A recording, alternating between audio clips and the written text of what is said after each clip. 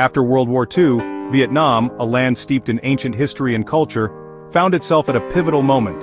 For decades, the nation had been under French colonial rule, its people yearning for self-determination.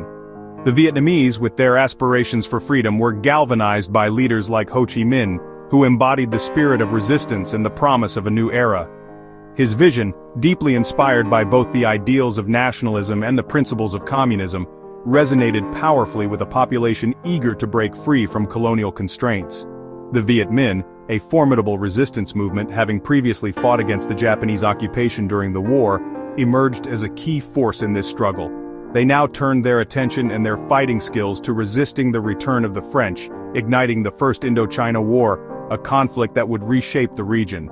Despite significant American aid and support, the French forces faced mounting challenges and were ultimately defeated at the decisive Battle of Dien Bien Phu in 1954. The Geneva Accords, intended to bring peace, instead formalized a temporary division splitting Vietnam at the 17th parallel, creating two distinct entities.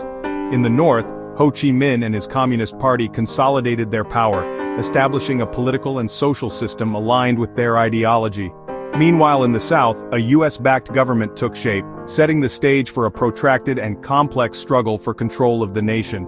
The Accords stipulated that national elections would be held to reunify the country, offering a glimmer of hope for a united future, but these elections were never realized. In the north, under Ho Chi Minh's leadership, a communist state was firmly established, transforming the political and economic landscape. Conversely, in the south, Ngo Dinh Diem, a staunch anti-communist figure, rose to power, backed by American support and committed to preventing the spread of communism. The United States, deeply concerned about the domino effect and the potential spread of communism throughout Southeast Asia, increasingly viewed South Vietnam as a crucial front line in the broader Cold War. As the two Vietnams solidified their separate identities, the initial hopes for a peaceful reunification gradually faded, replaced by growing animosity and division. Vietnam, once a unified nation, was now tragically transformed into a battleground, a proxy war where global ideologies clashed with devastating consequences. In this escalating conflict, it was the ordinary Vietnamese people who bore the brunt of the suffering, their lives and communities caught in the crossfire of ideological warfare. The complex political landscape and the escalating tensions set the stage for a larger, more devastating conflict, one that would engulf the nation and leave an indelible mark on the world. The world watched with growing concern as Vietnam's fate became inextricably entwined with the ambitions and strategic calculations of global superpowers, each vying for influence in the region. In this atmosphere of division and escalating tensions, the seeds of a long and costly war had been sown, promising years of turmoil and suffering for the Vietnamese people. The domino theory shaped America's approach to Vietnam. President Eisenhower warned that if Vietnam fell to communism, neighboring countries would follow. This fear of a spreading red tide drove US policy in Asia. The Cold War made every local conflict seem like a global showdown. America's anti-communist crusade justified intervention, even in distant lands. Domestic fears of communism and political pressure made action in Vietnam seem urgent. The US supported anti-communist regimes regardless of their popularity or democracy. Vietnam became the ultimate test of America's resolve to contain communism. America's involvement began with supporting France's fight against the Viet Minh. After France's defeat, the US stepped in, determined to build a non-communist South Vietnam. Ngo Dinh Diem, backed by Washington, became South Vietnam's leader. Billions in aid flowed, but Diem's repressive rule alienated many. American military advisors arrived to train South Vietnamese forces. The US hoped to contain the communist insurgency, but the conflict deepened. Under Eisenhower and Kennedy, the American presence grew steadily. What started as support quietly escalated toward direct involvement. The Gulf of Tonkin incident in 1964. This event, though shrouded in controversy even to this day, marked a significant turning point in the Vietnam War. It served as the catalyst for a dramatic increase in American involvement. In response, Congress granted President Johnson broad authority through the Gulf of Tonkin Resolution.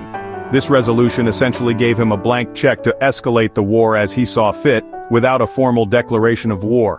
The first U.S. combat troops landed in Da Nang in 1965, a pivotal moment that signified a major shift from simply advising the South Vietnamese army to actively engaging as fighters on the ground. The nature of the conflict had fundamentally changed. American troop numbers soared exponentially, reaching a staggering peak of over 500,000 soldiers by 1968, transforming the landscape of the war. The war quickly became a grueling and protracted struggle against a highly elusive and determined enemy, the Viet Cong, who were masters of guerrilla warfare in the harsh and unforgiving terrain. Massive and sustained bombing campaigns, such as the infamous Operation Rolling Thunder, were unleashed upon North Vietnam.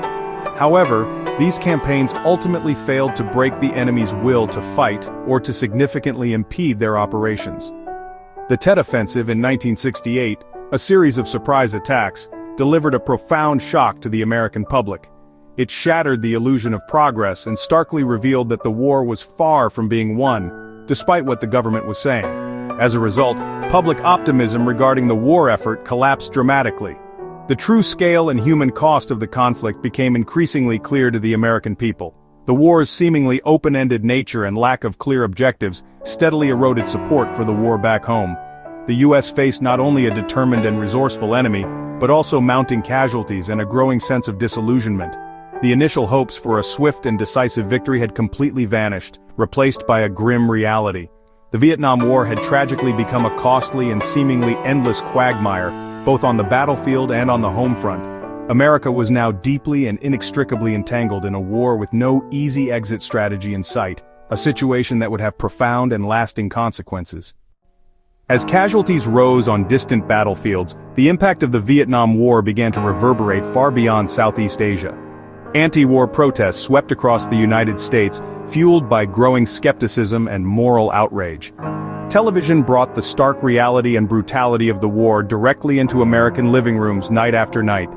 This constant exposure fueled dissent and galvanized a generation to question authority.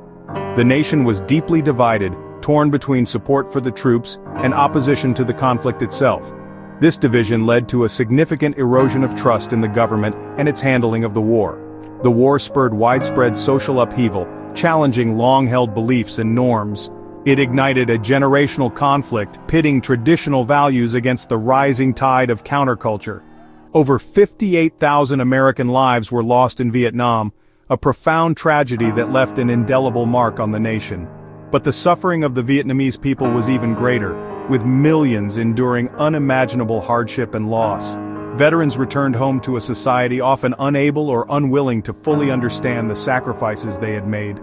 Many struggled to readjust to civilian life, carrying the weight of their experiences in silence. The war's scars, physical, psychological, and political, endured for generations, shaping the American psyche. The Vietnam War fundamentally reshaped U.S. foreign policy, ushering in an era of greater caution.